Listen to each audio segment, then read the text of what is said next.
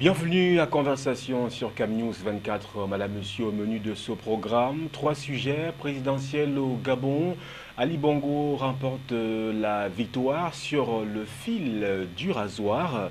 Une élection remportée sous fond de polémique, pertinente ou non. Ali Bongo Ondimba devance son vis-à-vis Jean Ping. Il affiche 49,86% contre 48,16% pour Jean Ping. En quoi est-ce que la présidentielle du Gabon nous parle? C'est ce que nous essaierons de voir dans ce programme Conversation. Au Cameroun, à présent, la compagnie nationale aérienne Camerco fait encore parler d'elle avec l'ex-directeur général Paul Nana Sandjon qui s'est vu retirer son passeport à l'aéroport alors qu'il était sur le point de prendre le vol pour les États-Unis d'Amérique. Et puis on parlera politique et inscription sur les listes électorales au Cameroun. Plus de 500 000 nouveaux inscrits en 2016. L'information est de la Direction générale d'Élections Cameroun qui affiche aujourd'hui plus de 6 millions d'inscrits 5 ans après l'introduction de la biométrie au Cameroun. Et pour échanger, converser, comme le dit ce programme Conversation, nous accueillons deux invités. Je commence par ma droite. Cyril Sambaka est le vice-président national de l'Union démocratique du Cameroun. Il est notre invité. Bienvenue. Bonjour Gislain, bonjour à tous les téléspectateurs de CamNews 24. À ma gauche, lui aussi est président d'un parti politique de l'opposition, le RRDC, Michel Bouba. Bienvenue à Conversation sur CamNews 24. Oui, bonjour. Et je vous remercie de m'avoir invité. Je suis très ravi d'avoir en face de moi M. Sambaka, que nous allons échanger tout à l'heure, n'est-ce pas, pour pouvoir essayer de satisfaire les téléspectateurs qui nous suivent en direct. Donc je vous remercie une fois de plus. Nous allons de plein fouet entrer dans ce programme. Premier sujet, présidentielle gabonaise, Ali Bongo Ondimba remporte la victoire sur le fil du rasoir. Si l'on se réfère à l'écart entre les deux candidats, nous vous le disions en introduction de ce programme, 49,86% pour Ali Bongo contre 48,16% pour son rival Jean Ping. Alors, comment est-ce qu'on peut apprécier cette élection présidentielle au Gabon, président Sambaka? Je dois dire que l'élection présidentielle au Gabon, au vu des résultats, j'ai été très surpris. Très surpris d'abord parce que je me suis retrouvé avec des électeurs gabonais qui ont voté en fait à 99% pour le Bongo, le clan Bongo, puisque certains disent que c'est le fils qui gouverne aujourd'hui, en oubliant que Ping est aussi un de ses fils et beau-fils. Donc, en réalité, j'ai été surpris parce que 10 candidats de l'opposition n'ont pas pu réunir 1%. Ça veut tout simplement dire pour moi qu'en fait, les programmes n'ont pas été de rigueur dans ce choix et qu'au Gabon, il n'y a pas d'opposition, il y a des hommes qui se disputent. C'est-à-dire qu'en réalité, c'est dans la même maison que des gens se disputent, l'un veut prendre la place de l'autre. Donc, je suis arrivé à cette conclusion parce qu'il y a eu beaucoup de polémiques en disant que dans le village de Bongo, on a voté à 95% pour Bongo. Le Haut-Ogoué? Oui, mais dans le pays tout entier, on a voté aussi 99% pour Bongo. Mais on a divisé entre les deux fils. Donc, en réalité, suite à une analyse politique, moi je pense que le Gabon a un problème de citoyenneté, a un problème d'acteurs politique, partie prenante, c'est-à-dire le citoyen partie prenante. Il faut bien que nous sachions si il n'y a pas d'opposition totalement au Gabon et qu'on veut choisir les personnes. Parce que ça n'explique pas, moi je ne m'explique pas le fait que 99% de Gabonais aient voté pour une seule maison, comme on dit. Alors, Michel Bouba, le président Sambaka évoque notamment le fait que cette élection se soit cristallisée autour de la famille Bongo ou bien du clan Bongo. Alors, j'aimerais vous poser une autre question. Est-ce que le coude à coude observé entre les deux candidats, Jean Ping et Ali Bongo, peut traduire de la vitalité politique dans ce pays, même si cela va un peu être contradictoire avec ce que vient d'évoquer le président, le vice-président de l'Union démocratique du Cameroun, Cyril Sambaka? Oui, je crois que nous devions d'abord saluer le peuple gabonais, n'est-ce pas, qui a été massivement en action au cours de cette campagne électorale du 27 août, n'est-ce pas, 2016. Oui, 2016 au Gabon. Je crois que ce qu'il faut d'abord retenir, parce que c'est sur les faits historiques, c'est qu'en réalité, au Gabon, il y avait un opposant historique qu'on appelait M. Baobam. Et qu'on se rappelle très bien, voilà, qui est décédé ici. Paix à son âme. Voilà, paix à son âme, qui est décédé ici à l'hôpital au Cameroun. Et que suite à ça, il y avait déjà un vide politique au Gabon. Donc, il fallait combler ce vide politique. Et que M. Jean Ping, qui était à l'époque président de la commission de l'Union africaine, a compris qu'il fallait se démarquer. Il a commencé, n'est-ce pas, il a créé un parti politique, il a commencé à créer des alliances autour de lui. Donc, c'est pas évident. C'est pas évident de remplacer tout d'un coup, n'est-ce pas, un grand opposant comme Baobam qui s'est opposé pendant plusieurs années à M. Omar Bongo, dont le père, qui était aussi lui-même décédé. C'est pas évident. Et que nous nous rappelons que l'élection présidentielle de 2009, il a été reconnu sous d'autres cieux que c'est Baobam qui avait remporté, mais qu'on avait imposé M. Ali Bongo pour des raisons purement, c'est pas, à connotation de bailleurs de fonds. Donc la France, n'est-ce pas, qui avait trouvé qu'on voyait chez M. Ali Bongo un certain Omar Bongo. Donc il pouvait essayer de fonctionner dans la continuité. On l'a imposé à cette élection de 2009. Donc M. Jean Ping qui arrive, qui s'est dit, ben, pourquoi pas se jeter à l'eau. Donc les Gabonais ont eu à départager entre ces deux personnalités politiques, parce que du fait qu'on parle de la famille, de la même famille, non, du sur clan, le plan, si vous voulez. non, du clan. Si c'était du même clan, on ne devait pas vivre ce qu'on vit aujourd'hui au Gabon. C'est deux personnalités politiques bien différentes sur le plan idéologique. En réalité, c'est-à-dire que quand on a suivi la campagne au bout en bout, on a vu les propositions de M. Jean Ping et celles de M. Ali Bongo. Donc, les Gabonais ont départagé. Ils ont départagé, ça a été très serré, comme vous l'aviez dit, à presque un peu plus d'1% entre les deux. Donc, les Gabonais, je crois qu'il y a une certaine maturité. Contrairement, il y a une maturité au Gabon. Donc, les Gabonais se lancent à l'eau. Les Gabonais, ils s'engagent et ils cherchent à faire un choix. Alors justement, en parlant de positionnement entre ces deux candidats, on peut comprendre notamment l'argument de Cyril Sambaka qui évoque la grande famille Bongo. Vous parliez, de votre point de vue, d'une différenciation qu'il faut observer entre les deux candidats qui ont deux idéologies différentes. Ça veut dire que vous prenez le plan du programme politique, Sambaka prend le flanc de la famille politique, du clan Bongo finalement.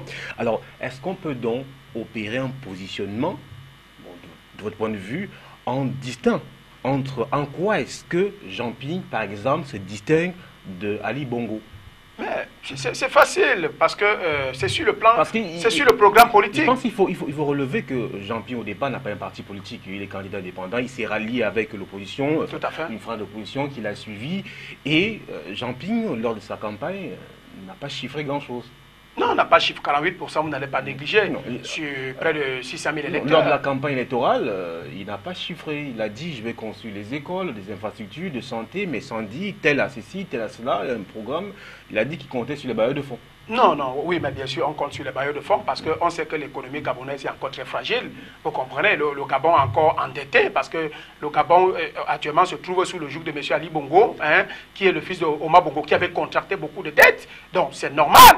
Mais alors, parler des chiffres, je crois que ce serait aller un peu plus en besoin. En quoi est-ce que Jean Ping se distingue d'Ali Bongo? Non, c'est sur le programme politique. C'est sur le programme politique. Les deux ont mené la campagne, chacun mène la campagne de sa manière. Mais sur le programme politique, Jean Ping avait son programme politique. Ali Bongo avait le sien. Ali Bongo avait son style. C'est peut-être pour ça que les Gabonais l'ont choisi un peu plus que Jean Ping. Mais chacun avait son style. Et puis, c'est le programme qui est plus important. Vous savez, on parle de l'Afrique.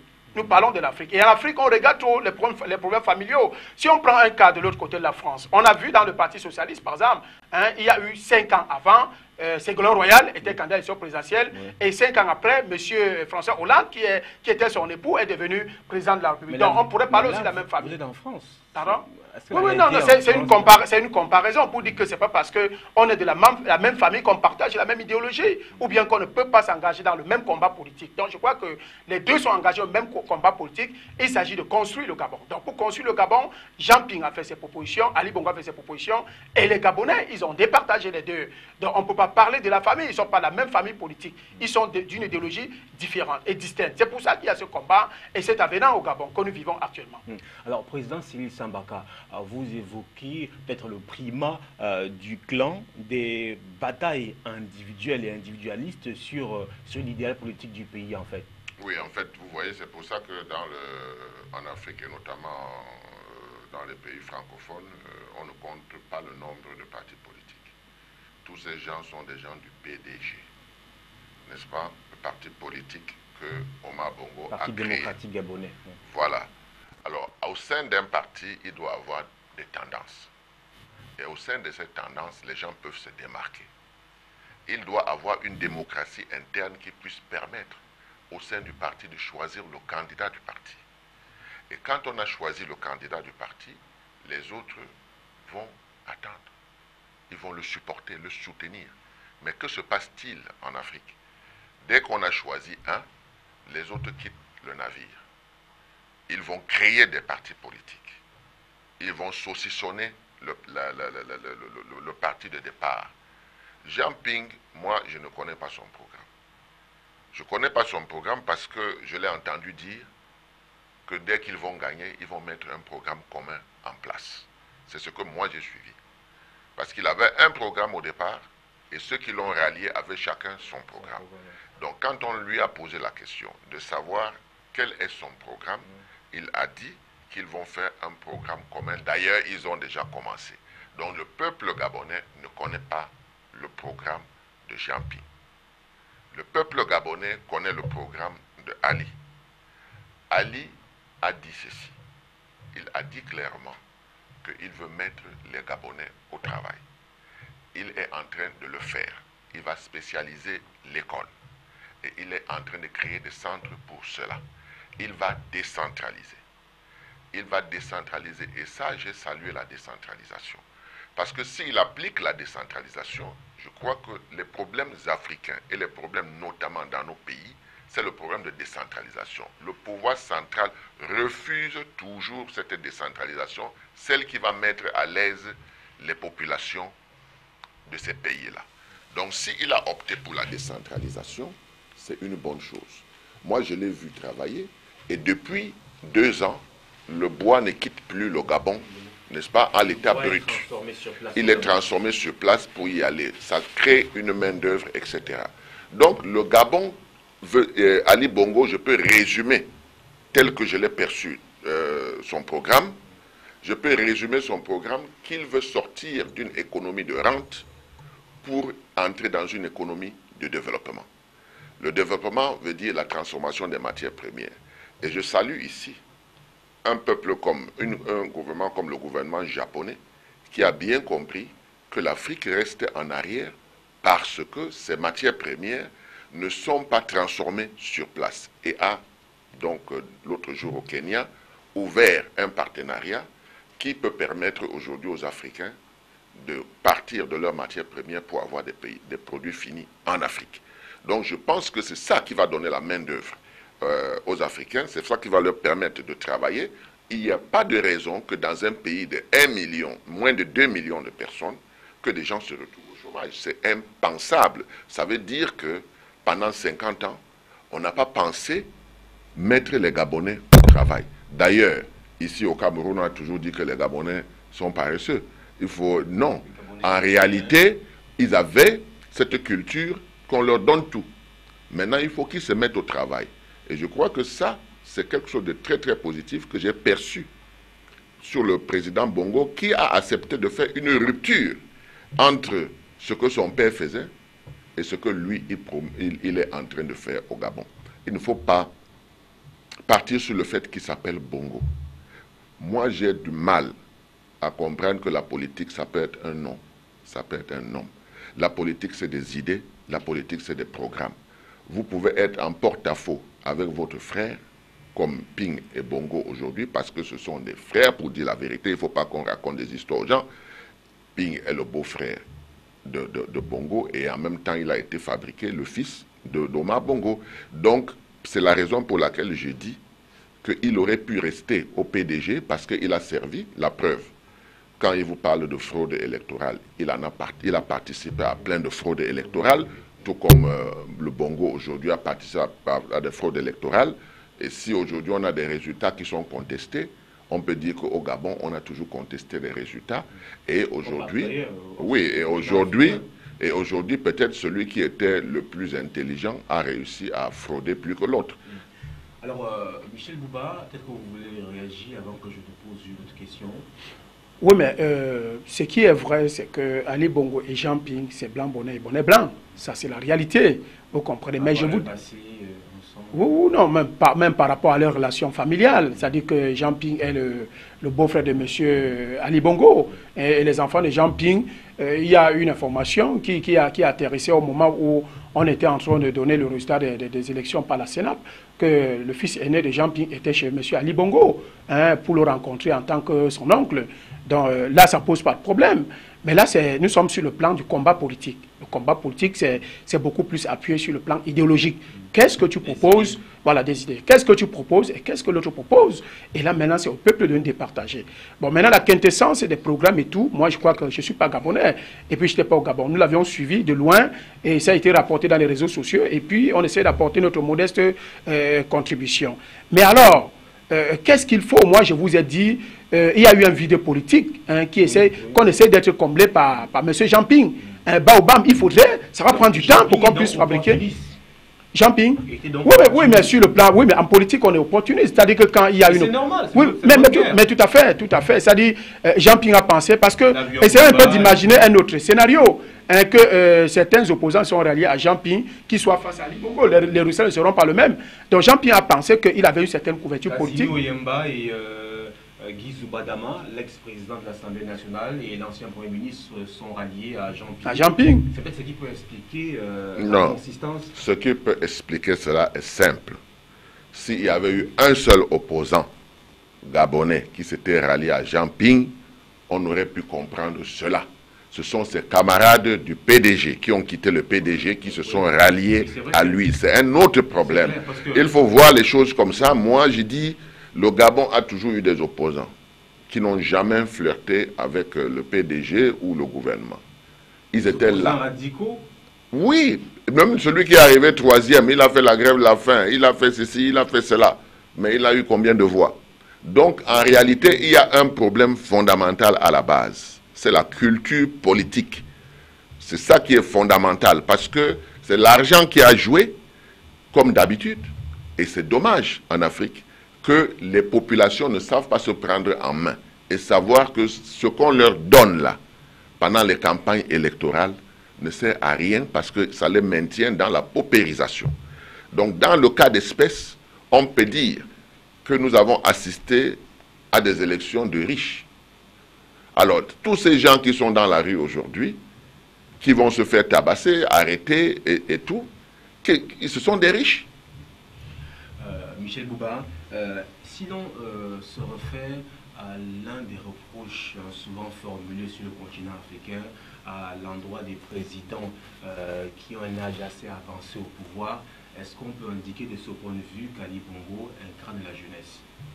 Moi, je vous prends en tant que président d'un parti politique de l'opposition au Cameroun, RDC. On sait très bien que les discours sur le continent décrit les âges avancés de nombre de présidents au pouvoir. On a le Tchad, on a le Cameroun, on a le Gabon. On a le Gabon, oui. On a la Guinée aussi. On a, je crois, le Congo-Brazzaville. Est-ce que, de ce point de vue, on peut estimer qu'Ali Bongo, qui a 57 ans, par rapport à Jean Ping qui a 73 ans, Ali Bongo incarne la jeunesse? Ou alors il fallait automatiquement l'alternance? Non, disons qu'il ne fallait pas automatiquement l'alternance. Nous avons suivi le président Ali Bongo quand il a gagné les élections en 2009 de façon officielle, selon ce qu'on nous a présenté. On a vu son style, on a vu sa manière, son rapprochement auprès des populations. Vous savez qu'aujourd'hui, les choses avancent très vite. Alors, il y a les réseaux sociaux qui nous répercutent tout ce qui se passe un peu partout dans le monde. Donc, voilà. Donc, on a constaté que M. Ali Bongo, il était très proche de la population. Pendant la campagne, il a annulé un de ses meetings. je crois, dans une ville là, pour aller simplement rentrer dans les quartiers, pour discuter avec les populations, pour connaître leurs préoccupations. Donc, c'est ce que nous voulons. C'est ce que nous voulons. Nous voulons une nouvelle classe politique qui a une autre vision, qui a une autre façon de faire de la politique, qui doit se rapprocher à la population, qui doit s'inquiéter et apporter des solutions de proximité. Qui va sur le terrain. Qui va sur le terrain, parce que si vous n'allez pas sur le terrain, si vous attendez simplement les rapports qui vous sont ici rapportés par vos ministres ou bien vos services de renseignement, ces rapports peuvent être biaisés. Alors que quand vous vous rapprochez des populations, vous avez l'information sur le terrain et sur place, et ça vous permet d'agir efficacement et directement. Donc, mais je crois que les décisions qui ont été prises sur le plan je vais dire politique et même sur le plan économique par M. Ali Bongo concernant la suspension de l'exportation du poids et même la manière, voilà, et même la manière d'exploiter le pétrole au Gabon, je crois que c'était l'inquiétude des populations. Les populations qui ont donné les informations à leur président, qui était un président de proximité, et qui lui a permis, il a compris l'inquiétude, et il a compris que c'était très profond, et c'était très inquiétant pour l'avenir économique du Gabon. Et il a agi comme il a agi. C'est le risque qu'il a pris, c'est un risque. Donc aujourd'hui, nous voulons en Afrique, en général, et dans la sous-région de la CEMAC, le renouvellement de la classe politique, parce qu'il faut le dire, on ne fait pas de la politique de la même manière pour ceux qui accèdent au pouvoir aujourd'hui. Donc Ali Bongo, il incarne cela. Je ne sais pas si Jean-Pierre pouvait incarner cela, mais je crois que les Gabonais, ils ont pris position. Parce qu'à un moment, dans l'électorat, il faut prendre position quand il y a élection. Il faut prendre position. Et nous ne pouvons pas juger le peuple gabonais, le fait qu'ils aient choisi X ou bien Y. Les gens prennent position, ils décident parce qu'ils connaissent leurs propres frères. Ce sont les frères et ce sont les candidats. Donc quand ils décident, nous devions nous atteler à cela. Et je suis très surpris et même amèrement surpris de constater qu'il y a des gens qui sont en train de se mêler de cette histoire-là. C'est cette élection présidentielle qui s'est passée au Gabon. Donc Ali Bongo, j'ai suivi encore son point de vue après les contestations qui ont été faites par le camp Jean Ping. Mais c'est vrai qu'il a aussi posé des actes qui ne sont pas purement démocratiques. Le fait qu'il ait confiné 26 opposants dans le QG de M. Jean-Pierre. Je crois que dans le débat, nous allons revenir là-dessus. Donc on apprécie déjà le style Ali Bongo, c'est très bien, la politique de proximité, c'est ça qu'on demande. Alors que les autres vieillards que vous avez cités, qui sont au pouvoir, qui sont des dictateurs, vous comprenez, qui sont même des tortionnaires, qui ont encore des anciennes méthodes, on ne les fait plus. On ne les fait plus en Afrique centrale, on ne les fait plus dans toute l'Afrique. C'est pour ça que nous, les jeunes, nous nous levons pour dire, non, il faut remettre en cause, il faut que le peuple, comme dit le président Sambaka, il faut que le peuple ouvre les yeux, il faut que le peuple comprenne que les choses ont changé et que les données doivent changer dorénavant. Alors, président Sambaka, je vais vous interroger sur un autre aspect.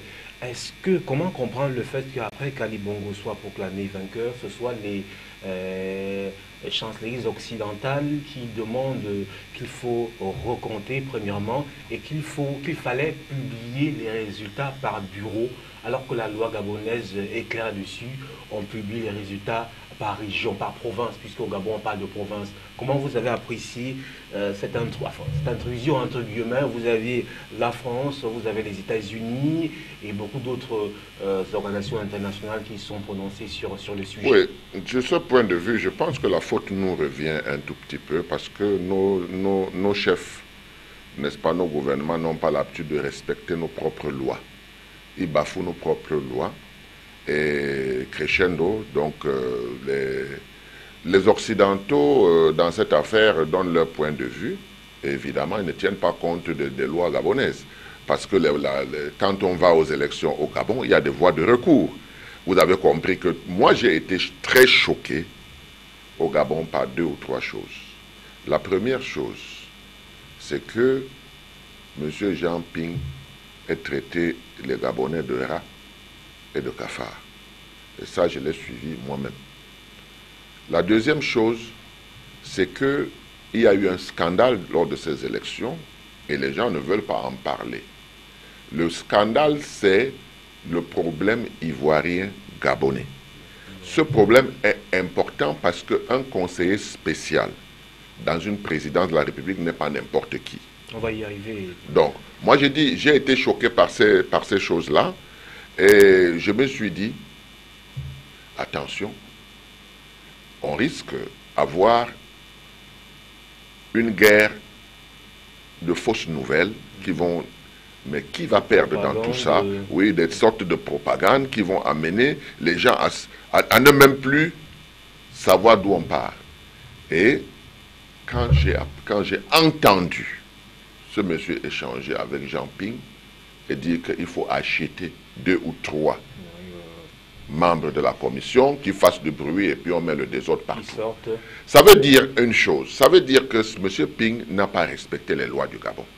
Il s'est autoproclamé président avant de mettre en place les recours. Ça veut dire qu'il ne croit pas aux lois du Gabon. Mais seulement, je dois vous dire une chose. Quand on monte son dossier, on est candidat et qu'on a la loi à côté, ça veut dire que d'une manière ou d'une autre, on a accepté de jouer ce jeu. Et on doit le jouer jusqu'au fond. Il aurait dû attendre au moins, épuiser les recours pour pouvoir dire voilà, il y a quelque chose qui ne va pas. Mais avant même déjà les élections, ce monsieur avait déjà programmé ce qui se passe au Gabon. Donc moi, en tant qu'Africain, et voyant comment est-ce que nos pays sont à bâtir, je ne peux pas accepter que quelqu'un aille incendier la maison du peuple, c'est-à-dire l'Assemblée nationale. Alors pas, il n'est pas indiqué que ces gens... Mais pourquoi? Parce que lui, il a dit, le président a dit tout à l'heure qu'on a encerclé le QG de Jean Ping. Mais il a été démontré que les gens qui sont allés mettre le feu sont sortis de là, ils sont allés se réfugier. Vous savez que Ali Bongo a mis le plus grand satellite qui existe et qui contrôle même le Cameroun partout, toutes les forêts là. Ils ont des moyens, ils ont des possibilités et ils ont même intercepté un étranger qui est un cerveau informatique qui est là pour travailler pour un certain nombre de choses. Donc je crois que les gens devaient se calmer, donner la possibilité aux gens de s'expliquer et de prouver ce qu'ils disent. En respectant les lois. En respectant les lois, parce que je ne peux pas admettre M. Ping tel que je l'ai vu. S'il est président demain au Gabon, il ne peut même pas accepter un tant soit peu que quelqu'un dévie la loi. Or, lui, il est en porte-à-faux avec la loi gabonaise, qu'il réfléchisse. Et c'est ça que je reproche à toutes les oppositions en Afrique, et notamment au Cameroun, parce qu'il y a des enjeux sur lesquels l'opposition doit être d'accord, se mettre ensemble pour être d'accord sur les règles du jeu. Mais tout le monde attend. Dès qu'on va appeler le corps électoral, les gens vont commencer à bavarder, mais il sera trop tard. Alors, Président Michel Bouba, je vous pose la même question. Comment appréciez-vous les interventions des Occidentaux, notamment qui ont, comment dirais-je, même ordonné au Gabon de publier les résultats par bureau et non pas par province, comme l'indique la loi gabonaise? Première question d'abord. Oui, j'ai suivi de bout en bout dans les radios étrangères, même les radios nationales, puisqu'on a eu des envoyés spéciaux au Gabon.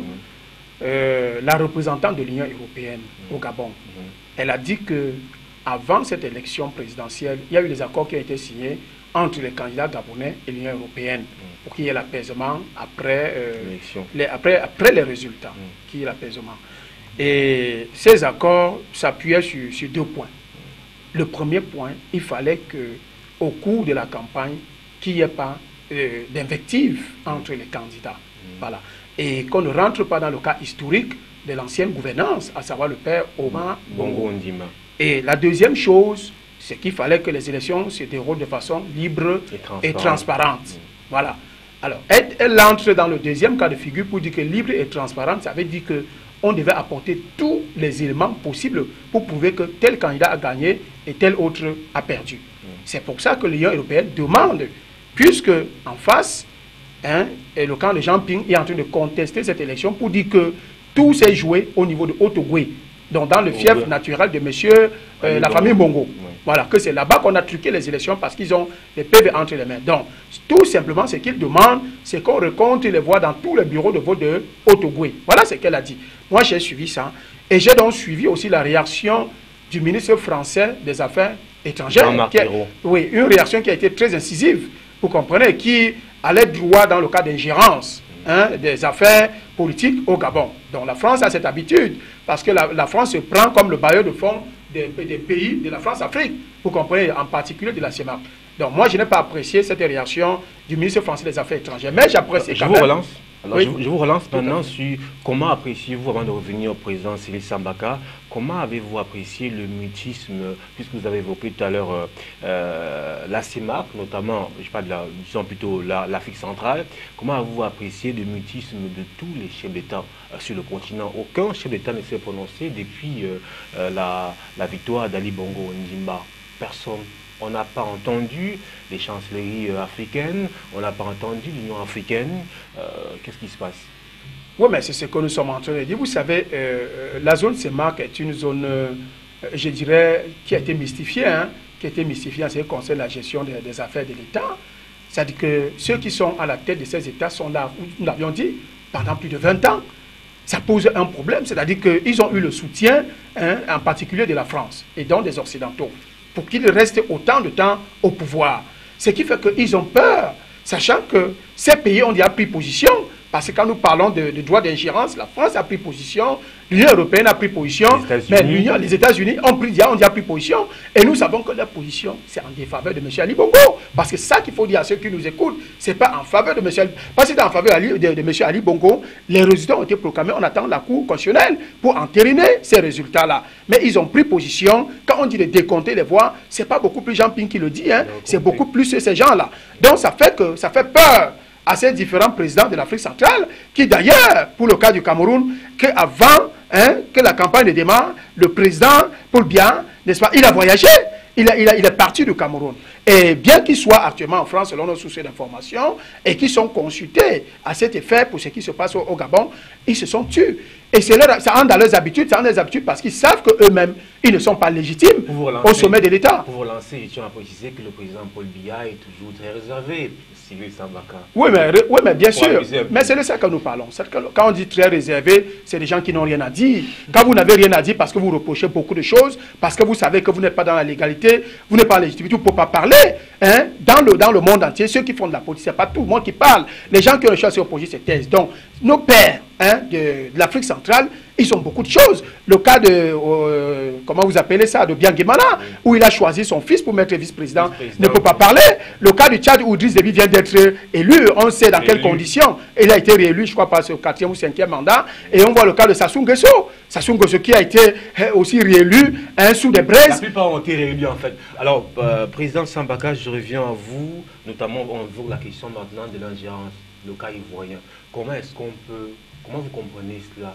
Le fait que la Côte d'Ivoire, qui a mobilisé le monde entier, l'Afrique en 2011 aujourd'hui, au lieu de travailler à la calmie, la Côte d'Ivoire a d'abord été, je pense, victime, entre guillemets, au cœur d'un scandale avec le Burkina Faso, qui concerne les écoutes entre Guillaume Soro et Djibril Bassolé, l'ancien ministre des Affaires étrangères du Burkina. Aujourd'hui, la Côte d'Ivoire revient encore avec ces mêmes problèmes d'intrusion d'écoutes téléphoniques avec le Gabon. Ça s'est toujours passé comme ça. La différence aujourd'hui, c'est que beaucoup de choses se savent. Les populations d'hier n'avaient pas les médias, n'avaient pas des fouineurs, et puis la dictature était sévère. Ce qui veut dire que ce qui se passait au sommet de l'État était complètement ignoré des populations.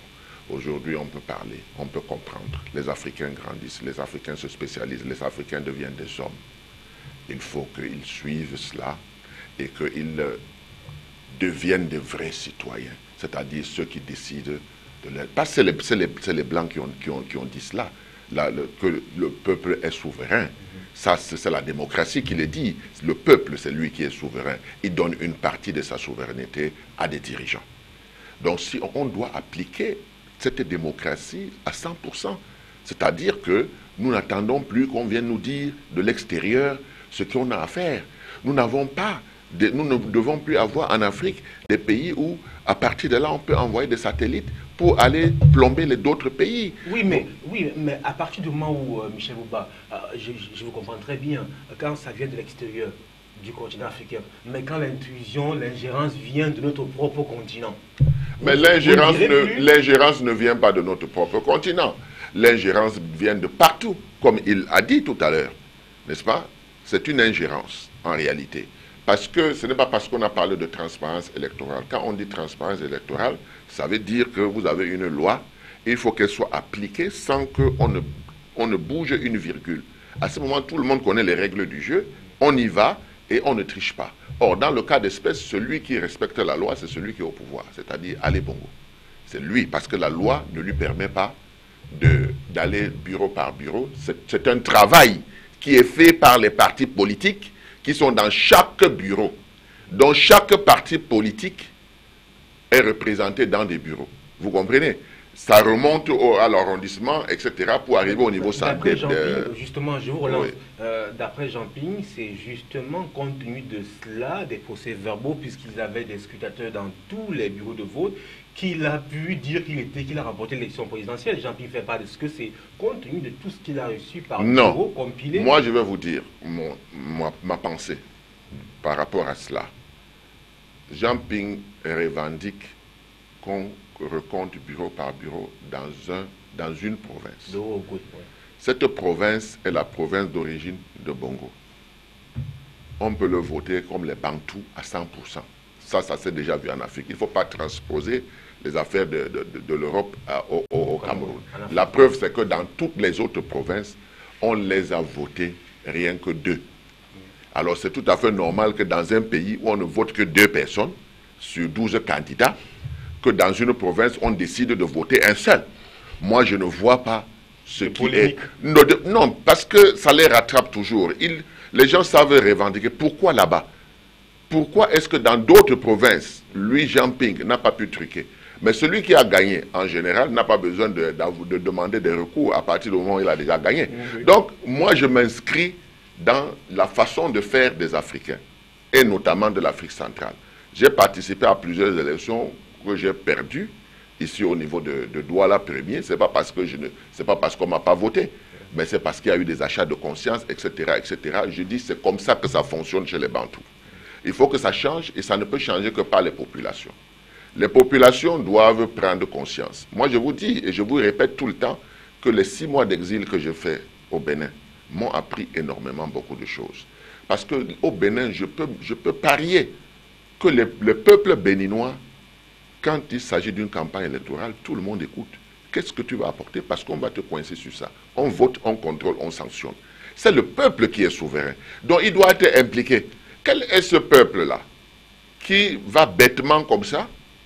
Non, qui s'en va bêtement comme ça brûler l'Assemblée nationale? Ça veut dire qu'il n'a pas de culture politique. Parce que quelqu'un qui a la culture politique ne peut pas s'attaquer à un symbole comme l'Assemblée nationale. Ce n'est pas possible. Donc il faut de la culture politique, de la citoyenneté au peuple gabonais et au peuple de l'Afrique centrale.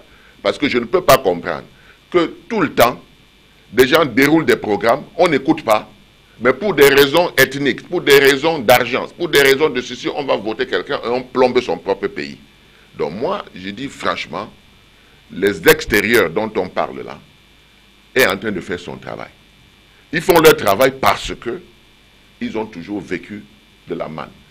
Et ils ont toujours classé les pays africains comme ceux qui devaient vivre des rentes. On vous dit qu'il y a le pétrole, on a 90%, vous avez 10%. Donc vous avez votre petite rente là. Mais c'est cette petite rente là, il faut transformer ça, il faut que le peuple s'implique, il faut que le peuple choisisse ses dirigeants. Et quand le peuple aura choisi ses dirigeants par rapport au programme et par rapport à leurs idées, je peux vous dire que les Occidentaux vont faire attention et ils vont négocier d'égal à égal. C'est parce que les gens sont partis faire des messes basses en disant on vous promet ceci si vous nous soutenez. C'est ça le problème de l'Afrique. Alors, Michel Bouba, un petit mot sur l'ingérence de la Côte d'Ivoire. Oui, il faut reconnaître que je crois que la Côte d'Ivoire, où les dirigeants ivoiriens se reprochent beaucoup de choses, parce que le monde entier a vécu de la manière dont s'est déroulé les événements post-électoraux en Côte d'Ivoire, d'où l'accession de M. Ouattara. Et M. Ouattara doit être gêné avec ses conseillers, ses membres du gouvernement, de constater que sous d'autres cieux, il y a la démocratie qui commence. C'est-à-dire que les autres chefs d'État sont élus de façon démocratique. D'où ils ont, à travers les affinités, n'est-ce pas, qu'ils ont développées. Vous savez, M. Jean-Ping a été président de la Commission de l'Union africaine lorsqu'il y avait ces événements en Côte d'Ivoire. Oui. Donc il a eu des ramifications avec le clan Ouattara. Pour relancer, lorsque Gbagbo demandait le recomptage, Jean-Ping avait... Impossible, ça ne se fera pas. Tout à fait. On se souvient bien de cela. Comme quoi, aujourd'hui, oui, mais je crois je crois que le conseiller de M. Ouattara, je crois que je vais mettre ça dans un cas isolé. Je ne veux pas impliquer le président Ouattara parce qu'on n'a pas de preuves. Celui qui a communiqué, c'est son conseiller spécial. Donc c'est lui qu'il faut directement indexer. Mais le fait que Alassane Draman Ouattara ait limogé ce conseiller peut vouloir dire quelque chose. Oui, ça peut vouloir dire peut-être que lui, qui n'était pas au courant, ou bien qui n'était pas d'accord. Ça veut dire que c'était un mauvais conseiller, parce qu'un vrai conseiller ne peut pas aller se misser dans les affaires d'un autre pays s'il n'a pas d'autorisation.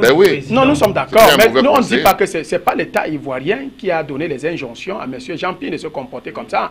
Moi, je dis, c'est encore flou. Oui, je dis, il faut qu'on fasse très attention parce que la Côte d'Ivoire est un pays ami. Si on implique le chef de l'État, on implique la Côte d'Ivoire.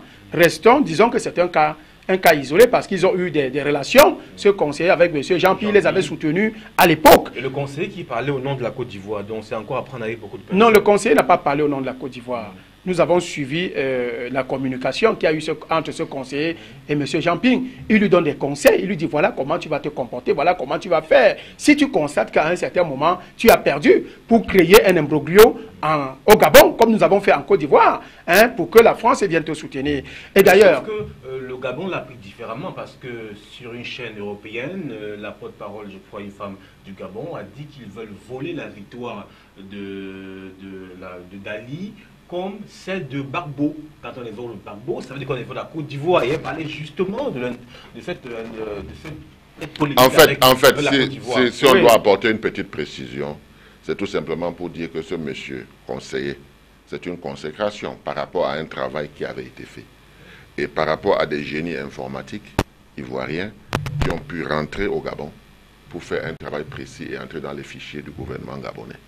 Donc, en réalité, c'est de ça qu'il s'agit. Le président Alassane se désolidarise de cela. Et il limoge son conseiller. Mais son conseiller a fait un travail.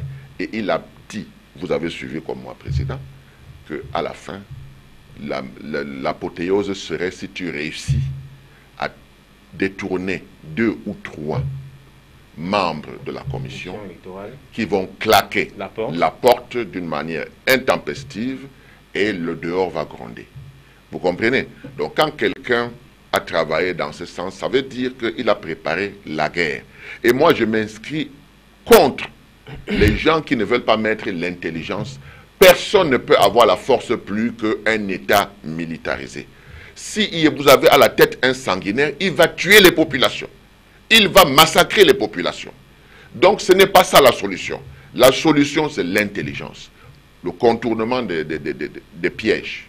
Or, il s'avère qu'aujourd'hui, Ali Bongo apparaît comme une victime par rapport à un bourreau qui s'appelle Jean Ping, qui a pris toutes les dispositions pour mettre des pièges, pour détourner les voies, pour trafiquer les voies. Donc, je n'arrive pas à comprendre que la communauté internationale, aujourd'hui, au lieu de se limiter d'abord, n'est-ce pas, à donner leur avis après qu'on ait épuisé la loi gabonaise, anticipe et que en même temps, les chefs d'État, frères, et amis, voisins, amis, ne disaient rien. Personne n'a félicité le président gabonais jusqu'à présent. Et ça, c'est pas bien. Ce n'est pas bien parce que si nous sommes soucieux et respectueux des lois, nous devons nous limiter aux lois. Quand vous savez, quand une loi est mauvaise, l'opposition camerounaise est une opposition à féliciter. Parce qu'il n'est pas arrivé à un seul opposant d'avoir dans l'idée d'aller saccager son pays. Vous comprenez? Quand même les gens font des manifestations, ils demandent même qu'on soit encadré, pourvu que celui qui dirige comprenne que nous ne sommes pas contents. Mais au Gabon, on s'en va s'attaquer à l'Assemblée nationale, on met le feu, etc., etc. On pille, on pille. Est-ce qu'on doit donc comprendre que les Gabonais de l'opposition sont des pilleurs? Parce qu'ils ne se limitent pas à dire non, mais ils pillent. Alors, on va sortir de ce sujet avec vous, Michel Bouba, président national du RDC, pour embrayer sur un autre sujet. Un dernier mot sur la Côte d'Ivoire, sur le Gabon, pour sortir oui, mais en fait, disons que moi, le cas du Gabon, je débat ça sans passion et sans prise de position, parce que étant un homme politique très avisé, on ne connaît pas le retournement de situation le lendemain au Gabon. Mais simplement, ce que nous pouvons dire au peuple... On débat des faits au moins. Oui, oui, bien sûr, des faits, mais des faits, je crois que nous sommes au Cameroun. Hein. On nous rapporte des faits à travers les informations, les réseaux. Vous savez que les informations, la communication est très compliquée. Il y a des gens qui peuvent communiquer selon leurs intérêts, ou bien pour induire les autres en erreur. Donc, ce qui nous rapporte de gauche à droite, que ce soit de la France, que ce soit des États-Unis, du Gabon, de tout ça, de la Côte d'Ivoire, il peut y avoir aussi de la manipulation. Vous comprenez? Parce qu'on veut mettre le feu au Gabon. Il s'agit de ça. Et les gens font des prises de position pour soutenir X ou Y candidat. Mais ceux qui payent le prix lourd dans cette histoire, c'est le peuple. C'est le peuple gabonais parce que depuis le résultat de ces élections-là, on constate que les boutiques sont fermées. Il y a déjà les Camerounais qui sortent du Gabon, qui s'entassent à qui aussi, ainsi de suite. Ce sont des commerçants, c'est des hommes d'affaires, c'est des femmes d'affaires, ainsi de suite, qui sont en train de perdre. Donc, leurs capitaux ne sont pas en train de tourner. Ça pose un problème. Donc, on peut demander au peuple gabonais de se ressaisir et d'arrêter, n'est-ce pas, de se comporter comme, je dirais, des rebelles. Il y a eu une élection, s'ils ont cautionné, ils ont élu M. Ali Bongo les Russes sont là, alors qu'ils restent tranquilles, qu'ils se calment et que la vie reprenne normalement. Il n'y a pas de problème. Que ce soit Ali Bongo ou Jean Ping, on l'a dit ici, que c'est blanc, bonnet, blanc. Ce sont les mêmes personnes. Donc ces mêmes personnes sûrement vont apporter quelque chose de bien. Et il faut, M. Ali Bongo et Jean Ping, ils ont intérêt à s'entendre parce qu'ils sont d'abord d'une même cellule familiale. Ils ont les mêmes enfants, ils partagent les mêmes choses. Ali Bongo ne va pas tuer Jean-Pi, Jean-Pi ne va pas tuer Ali Bongo. Donc il faut qu'ils s'entendent. Si l'intérêt c'est le Gabon, il faut que ces deux s'asseyent autour d'une table et qu'ils trouvent une solution pacifique et paisible pour relancer l'économie gabonaise comme ils ont l'intention et comme l'ont dit au cours de leur campagne. C'est ce que je peux dire dans cette affaire du Gabon-là. Alors on passe à un autre sujet, gestion publique au Cameroun. Camerco, la compagnie nationale aérienne, est encore au devant de la scène. L'ex-directeur général Paul Nana Sanjon vient de se voir retirer son passeport alors qu'il était sur le point de prendre le vol pour les États-Unis d'Amérique. Alors président Sambaka, ça ne sent pas bon tout ça. Non, vous savez, aussi j'ai peut-être un peu de joie, de plaisir à parler de la démocratie au Gabon et autres. Quand on revient chez nous, c'est le même train-train quotidien. On assiste toujours à une nomination, à une joie terrible, des gens qui se regroupent et remercient le chef de l'État, etc., etc. Et puis un jour, on démet quelqu'un de ses fonctions, et on apprend qu'il est interdit de sortir du Cameroun, etc., etc. Bon, moi, je dois dire que ce n'est pas gai d'apprendre des choses comme ça, parce que, en réalité, ça veut dire que quand on nomme les gens, on ne sait pas qui on nomme. Et ça, c'est embêtant, parce que pour nommer quelqu'un, il faut qu'on ait au moins la possibilité de savoir qui c'est. Maintenant, si on commence à le suspecter quand on l'a limogé, on retire les passeports, et tout ça là, on met quelqu'un dans des états de stress. Et tout ça, moi, je ne peux pas apprécier ces méthodes-là. Ce sont des méthodes où alors, on vous a enlevé parce que vous avez commis des gaffes. Et à ce moment-là, on vous interpelle, on vous appelle même avant de vous démettre. Et on sait qu'on va vous arrêter, par exemple. Mais quand on vous retire votre passeport, vous rentrez chez vous, qu'est-ce que vous dites à votre famille? Qu'est-ce que à vos amis? À votre famille? Mais c'est très embêtant. Mais qu'est-ce que vous leur avez dit quand on vous nomme, quand on vous... Mais ils sont venus remercier le chef de l'État. Ils étaient nombreux. Vous avez vu quand on installait Nana Sanjon? Vous avez vu le monde qu'il y avait là? Les personnalités qui se sont retrouvées là à saluer cela? Bon, au jour d'aujourd'hui, on nous dit qu'on a retiré son passeport. Moi, je crois que ce sont des méthodes qui ne sont pas de bonnes méthodes. Alors, Michel Bouba, sinon on revient sur le scénario qui a conduit au retrait de son passeport. Il était 4 heures. L'ex-directeur de Camerco était sur le point de prendre le vol pour les États-Unis. Et je pense que là, il avait un passeport américain. Je suppose qu'on lui a retiré son passeport camerounais. Est-ce que c'est le début d'une situation qui va l'amener loin, quand on sait très bien ce qui se passe très souvent? Il aurait dû avoir un passeport français, pas américain. Oui, je crois que pour les Camerounais qui nous suivent, hein, ils doivent savoir que c'est une réalité qui est triste et déconcertante.